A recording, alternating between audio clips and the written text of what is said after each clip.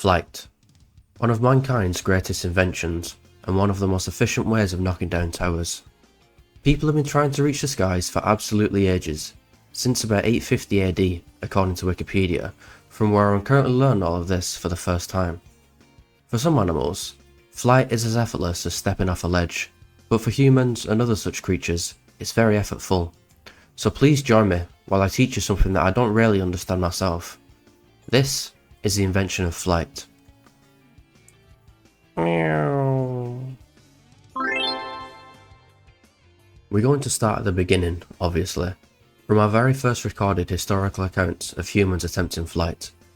Our story begins in the year 850, with a man named Abbas ibn Fanas in a place called Al-Angelus, which is now known as Andalusia in Spain, which is a very weird coincidence. Abbas was an inventor, astronomer, physician, chemist, engineer, musician and poet. You could do that kind of thing in the olden days, because people would just make stuff up. And that's exactly what Abbas did when he asserted that he would be able to fly by covering himself in feathers, attaching wings to his body, and jumping off a cliff. According to witnesses, he flew a considerable distance, but hurt his back when landing. Not a bad first attempt, and he didn't die, which is an achievement. The sources for this whole event are quite iffy. The main source is an Algerian historian, Ahmad al-Makari, who wrote his account 7 centuries after Abbas's death. One single account written hundreds of years later isn't exactly convincing, but if it's good enough for the Bible, it's good enough for me. Andalusia today is a beautiful part of Spain if you're a British tourist that loves vodka and hates the Spanish. One of the flaws with testing your own invention is that when your invention involves flight, there's a good chance you're going to die. The Chinese found an incredible workaround for this issue, strapping prisoners to kites and throwing them off cliffs. The first lucky recipient of this punishment was a man named Yuan Huangtu, who was the son of Yuan Lang, the emperor of the Northern Wei dynasty. When Yuan Lang was deposed as emperor, his son was imprisoned. Setting the tone for the Bolsheviks more than 1,000 years later, the incoming emperors decided to wipe out the Yuan bloodline. Impressively, this flight was far more successful than Abbas's. Lang flew about 2.5 kilometers, which for my American viewers is almost 23 football fields, or 1% of your daily work commute. Lang made the excellent decision to survive this flight, unlike all other prisoners who just died on impact. He was graciously rewarded with a long slow death from starvation in prison. Thank you for your contribution to aviation science, Mr. Yuan. Those first attempts went so badly that nobody bothered to have another go for 200 years. That is until Aylmer of Malmesbury, that is his real name, yeah, strapped wings to his hands and feet and launched himself from the top of Malmesbury Abbey. I'm sure you can see a theme here. So far these flights are just glorified attempts to die. He was obsessed with the Greek myth of Daedalus, who was a craftsman that created Icarus's wings. Ignoring the whole message of the myth, Aylmer flew a little too close to the sun, or should I say earth, because he slammed into the ground and broke his legs. He blamed the wind and the fact that he forgot to build himself a tail, but I think it was more the fault of gravity. Aylmer allegedly flew for more than 200 meters, but a study concluded that he most likely glided down the steep hill to the southwest of the abbey.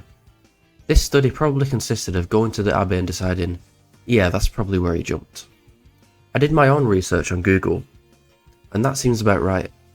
He would have landed about here, and I'm not surprised he broke his legs.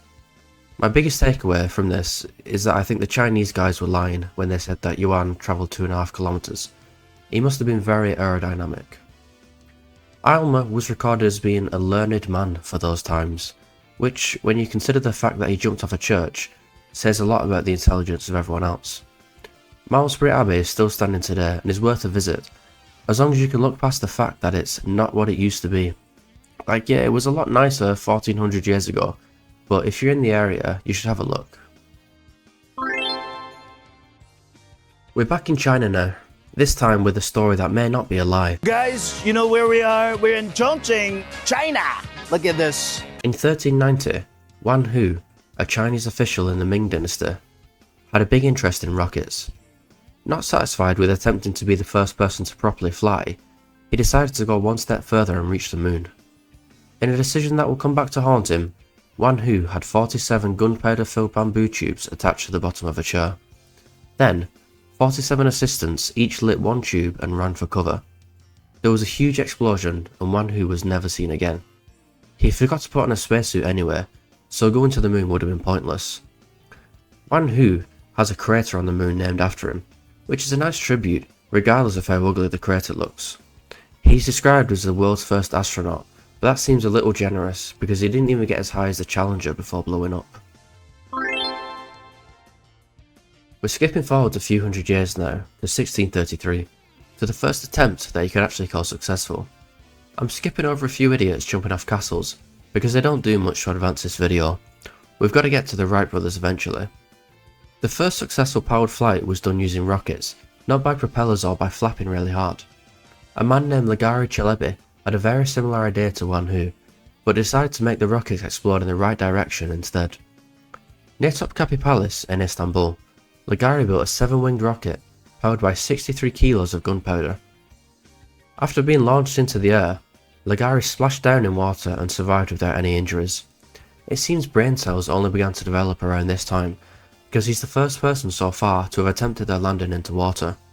This story was actually tested on Mythbusters, which I think I can show you bits of, because they can't claim copyright as long as it's for criticism. This is the worst thing I've ever seen in my life. I'm being so critical of this right now. I hate this. I feel sick watching this. This is terrible. I'm sorry that I'm making you guys watch this. It's terrible. The conclusion was that it would have been extremely difficult for Ligari to have achieved this feat using 17th century technology. The Mythbusters rocket exploded mid-flight, which shows that these guys aren't even as smart as a medieval peasant. We're jumping forwards again to 1890, when Clement Ader invented the first powered aircraft. It resembled a bat, except it had a steam engine and carried people, not COVID. His maiden flight got 8 inches off the ground and travelled 50 metres before landing safely. His aircraft was named the Avion, which is French for avian, which means aeroplane in French. It didn't at the time, obviously, because planes didn't exist yet. The Avion used the propeller at the front to provide thrust, but it had no means of directional control. This would have been fine if he just lined it up perfectly with another runway, but otherwise the design could never get off the ground. There was a modern attempt at recreating the aircraft in 1990 at a university in Paris, but it crashed on its first flight and injured the pilot. Since then, no full-size recreations have been made, although small-scale models have achieved flight. Later versions of the Avion did have a rudder for directional control. These versions were funded by the French army, but they were left unimpressed after it had not managed to achieve flight in 1897 and cut all funding. Regardless of its success, the Avion wins the award for best looking plane for its bat-shaped wings. Two wrongs don't make a right, but two rights can make a plane. And that's exactly what happened in 1903, when Orville and Wilbur Wright completed the first sustained flight in a powered plane. Orville took this flight because Wilbur had attempted a failed one a few days earlier. Orville covered 37 metres, or 120 feet, by taking off directly into 20-mile-an-hour winds, and it lasted for 12 seconds. They took turns, making 4 low-altitude flights that day, all in straight lines. The 4th flight's landing broke the front elevator supports, which are these little bits here, and that plane was never flown again. What separated the Wright Flyer from other attempts was that it actually flew. The Wright brothers' main innovation that allowed them to get off the ground was the development of an engine which was lightweight for its time. They also built a small wind tunnel on the upper floor of their bicycle shop, which allowed them to quickly test designs on a small scale.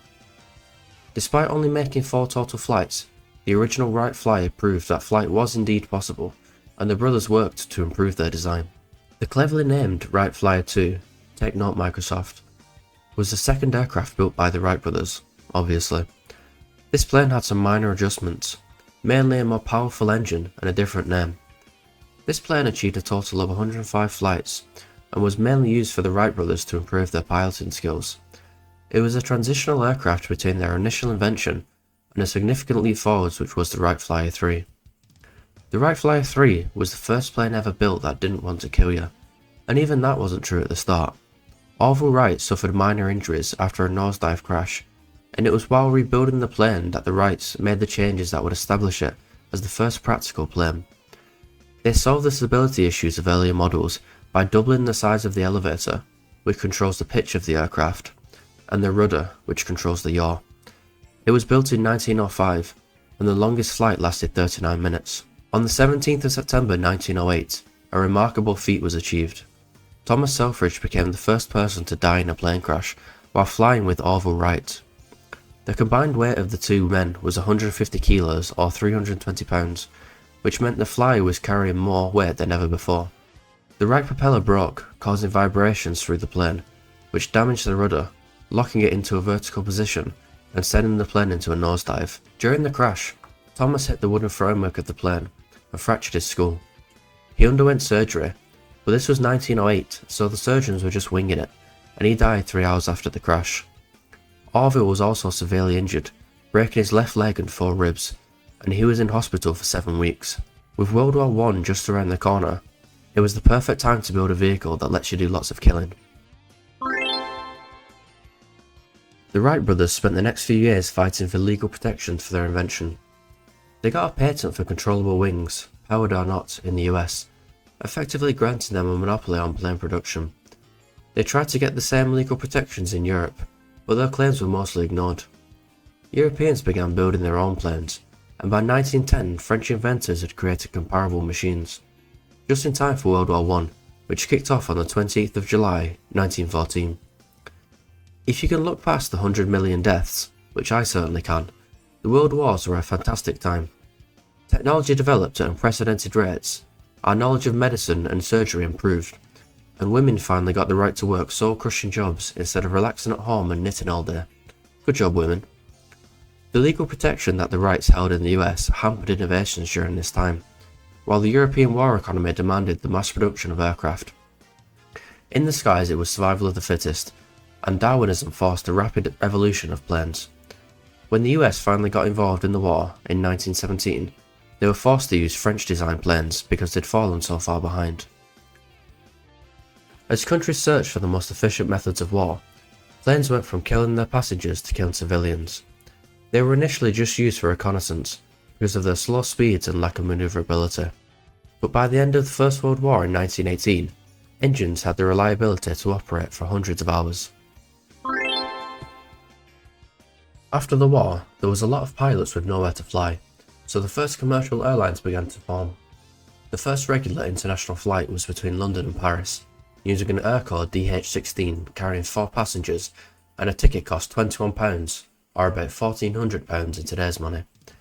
Early commercial flight used repurposed World War I planes, and demand for passenger flights was still low, given the fact that Europe was rubble and all the money had been spent on bombs.